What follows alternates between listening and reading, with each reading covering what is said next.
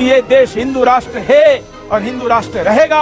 हिंदू मुस्लिम हिंदू मुस्लिम हिंदू मुस्लिम हिंदू मुस्लिम। कि मुसलमान हिंदुओं के साथ नहीं रह सकता तो क्यों रखा है इस देश में? यार ये सबसे बड़ी समस्या ये मुसलमान है। बस देश से ये खत्म हो जाए तो सारी समस्या खत्म हो जाए। पता नहीं मोदी जी समस्या का समाधान कब करेंगे। अरे अंकल, कितनी देर से देख रहा हूं, आप बस टीवी में घुसे हुए हो। मैं इतनी देर से बैठा हुआ हूं, थोड़ा ध्यान मेरी तरफ भी दे लो, मुझसे भी दो बातें कर लो। अरे सॉरी बेटा, बस थोड़ा दिमाग आजकल गर्म रहता है, थोड़ा ध्यान नहीं रहा था। और सुनाओ, सब बढ़िया चल रहा है? हाँ सब बढ़िया अंकल, आप सुनाओ, क्या बात है? काफी टेंशन में नजर आ रहे हो। बस बेटा क्या बताऊं, जैसे जैसे रिटायरमेंट नजदीक आ रही है घर की टेंशन बढ़ती जा रही है। पहले वाले कर्मचारियों की तरह हमें पेंशन भी नहीं मिलेगी। सोच रहा हूं आगे गुजारा कैसे होगा। छोटे वाले लड़के की फीस, रैंक भी इतनी अच्छी आई थी, हरियाणा के गवर्नमेंट इंस्टीट्यूट में नंबर भी पड़ गया था, लेकिन सरकार ने फीस को सालाना 50,000 से बढ़ाकर सीधे 10 लाख कर दिया। 4 साल में 40 लाख बताओ कहां से आएंगे। बच्चों ने धरने प्रदर्शन भी किए, तब जाकर फीस 30 लाख रुपए हुई, लेकिन 30 लाख भी कहां से लाएं? और बड़े वाला लड़का अंकल, वो भी तो दिल्ली है ना? अरे हाँ, लेकिन वो बेचारा भी क्या करे। पहले वो कंपनी वालों ने नोटबंदी का बहाना बनाकर निकाल दिया, फिर दूसरी कंपनी वालों ने कोरोना में लॉकडाउन का। अब कुछ दिन पहले ही नई नौकरी मिली है, लेकिन कब तक? प्राइवेट कंपनी को क्या भरोसा। हाँ ठीक है अंकल, वैसे थोड़ी मेहनत तो लगती है, अच्छा होता अगर किसी गवर्नमेंट जॉब की तैयारी करवा देते। अरे वो भी करवाई थी भाई, लेकिन आजकल गवर्नमेंट जॉब बची कहां है। 2 साल भर्ती का इंतजार करके फिर तभी तो प्राइवेट नौकरी पकड़ी है। हाँ चलो ठीक है। और आंटी की सेहत कैसी है अंकल, ठीक है ना? अरे कहां ठीक है।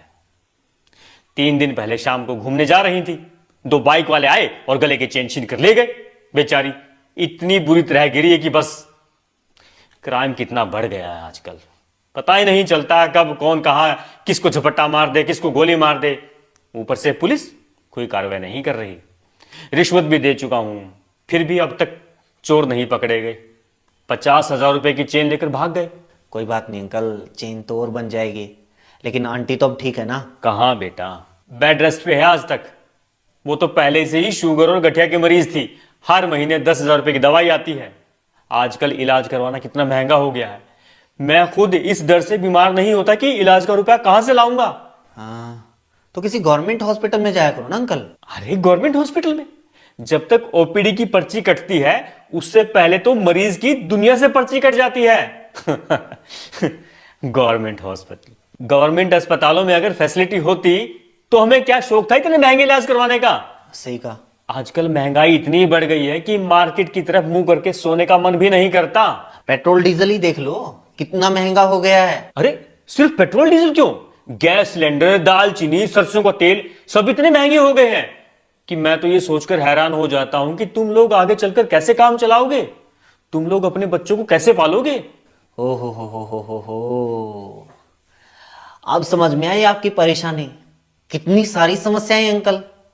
आपके पास पेंशन नहीं है, बच्चों के पास रोजगार नहीं है, एजुकेशन महंगी है, इलाज महंगा है, पेट्रोल डीजल तेल सिलेंडर सब महंगा है, क्राइम बढ़ रहा है, रिश्वतखोरी बढ़ रही है, इतनी सारी समस्याएं हैं। लेकिन इन समस्याओं में मुसलमान तो कहीं नहीं है अंकल।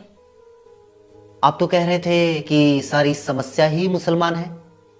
आपको पेंशन नहीं मिल रही मोदी की वजह से, बच्चों को रोजगार नहीं मिल रहा मोदी की वजह से, क्राइम बढ़ रहा है बेरोजगारी की वजह से, बेरोजगारी बढ़ रही है मोदी की वजह से, शिक्षा महंगी मोदी की वजह से, इलाज महंगा मोदी की वजह से, तेल सिलेंडर खाने पीने की चीजें महंगी मोदी की वजह से।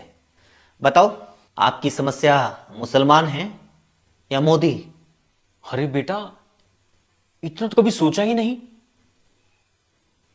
वो टीवी में तो सारा दिन। हाँ बिल्कुल अंकल, टीवी में यही दिखाया जाता है ताकि आप लोग कभी अपनी असली समस्याओं के बारे में, देश की असली समस्या के बारे में सोच ही ना पाओ, मोदी की नाकामियों के बारे में सोच ही ना पाओ, मोदी से कभी सवाल पूछ ही ना पाओ।